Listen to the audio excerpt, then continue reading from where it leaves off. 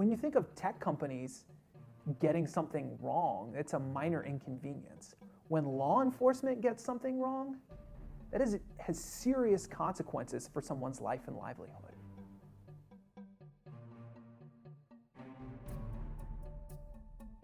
When we refer to biometrics, we're talking about unique ways to identify individuals using their own facial characteristics or bodily characteristics in a way that technology can identify who they are and allow law enforcement, or even on the consumer side, allow companies to uniquely identify an individual to then interact with that individual in a particular way.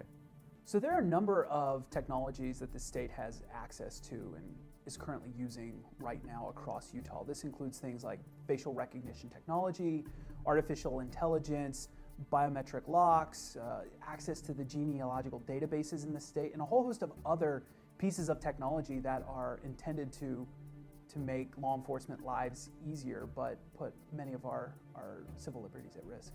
Hundreds of thousands of people, if not millions, probably closer to millions of people every day are sharing data with private companies that they are never intending to have that data shared with law enforcement agencies, and probably wouldn't share it if they knew that it was going to end up being shared with law enforcement agencies.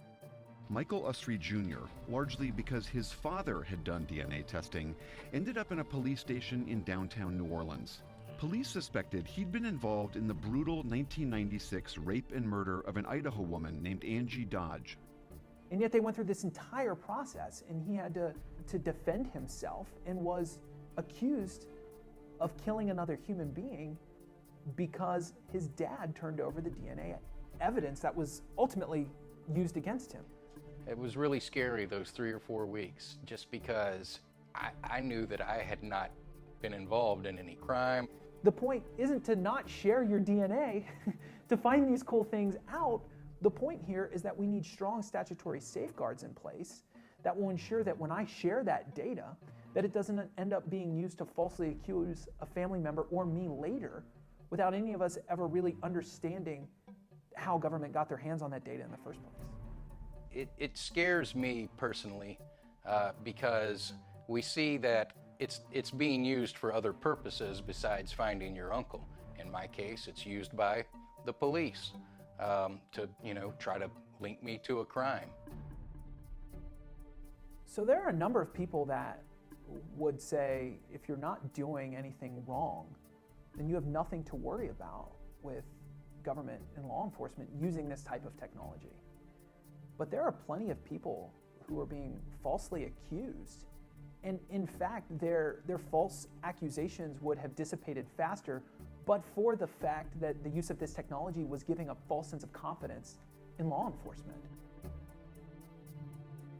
The government in Utah had been using our photos for over a decade before the public became clear that facial recognition technology here in the Beehive State was being used without public buy-in, without legislative oversight, without anyone really knowing. And that shows how these technologies can creep in and alter the relationship between individuals and their government in different ways that aren't being used transparently.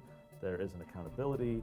So here in Utah, we've already had kind of this experiment with biometric technology altering how the government is using technology and undermining people's privacy as a result.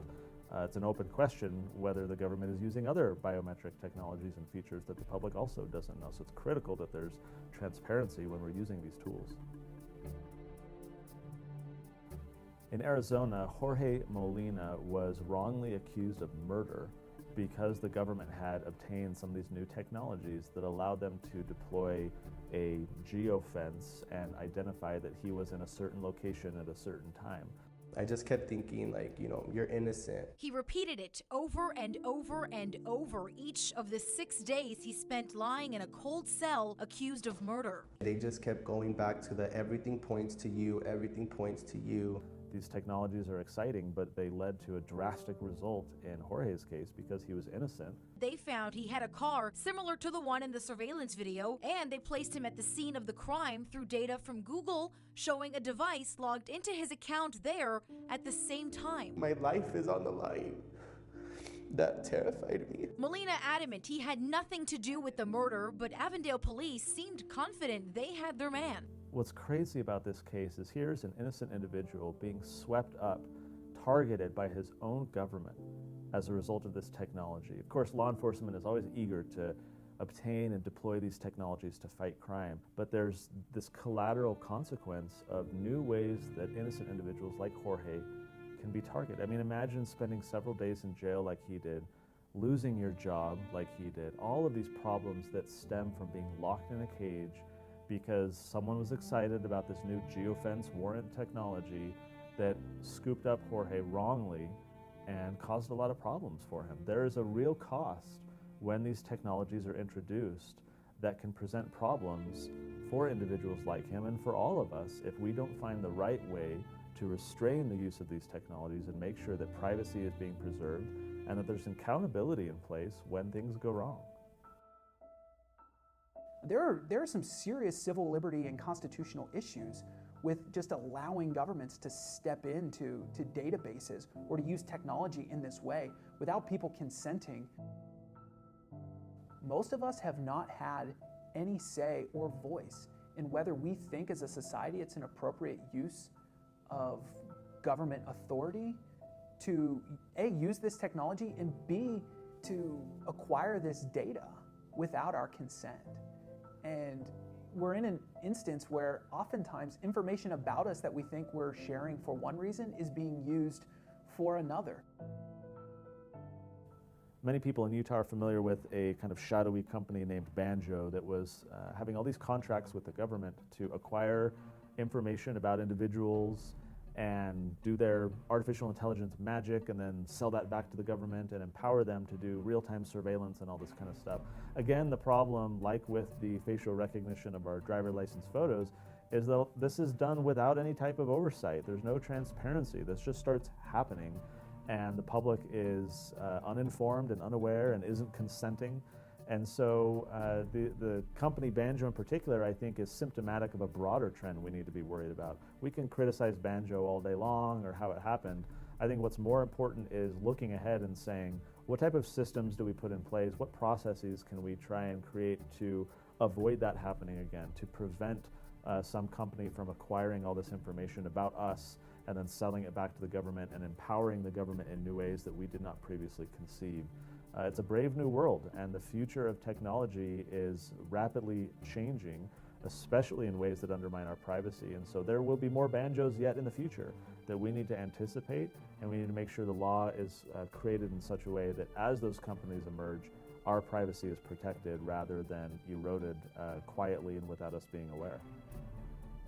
When it comes to searches subject to a warrant, oftentimes we think that's the hallmark of protecting our civil liberties, is a third-party judge deciding whether or not there's probable cause for a search in that instance. But oftentimes what we find is warrants that are overly broad and allow for the types of searches that, quite frankly, I don't think our founders ever intended.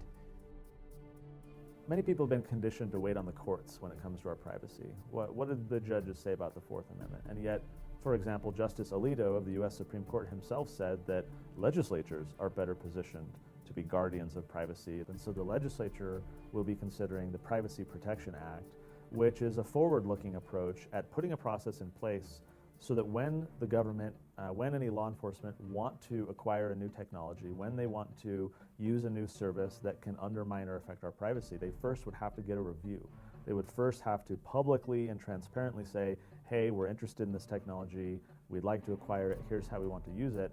And then the public can be informed, there would be a review committee, there would be a process in place where the public can more easily buy in, where the media can see what's happening, and then we can have a conversation on the front end before this technology is used, rather than on the back end after it's being used, and now law enforcement's going to say, oh, but look how great it is, and we've already spent the money.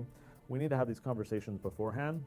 That's what the Privacy Protection Act puts in place, so that we as a public can be more informed and that the legislature can make smart decisions proactively rather than waiting for these things to emerge and then responding later. I'm not ready to give up on privacy yet. I think there's opportunity to push back, and things like the Privacy Protection Act are a solution.